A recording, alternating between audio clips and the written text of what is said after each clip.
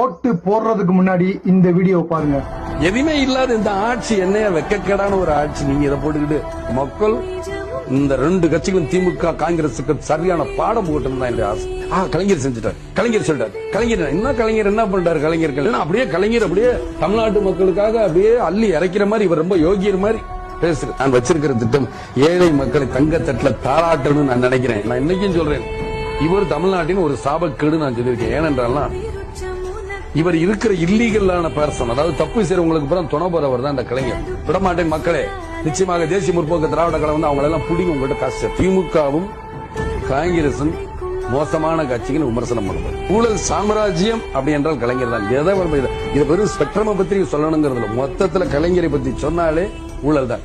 எப்படி உண்மை சொல்பவனுக்கு ஹரிச்சந்திரன் சொல்றீங்களோ ஊழல்னா கலைஞர், கலைஞர் என்றால் ஊழல். அதனால இதை பத்தி பேசினாலே போதும், கலைஞரை பத்தி பேசினாலே மொத்த ஊழலை பத்தி பேசுற மாதிரி தான் அர்த்தம்.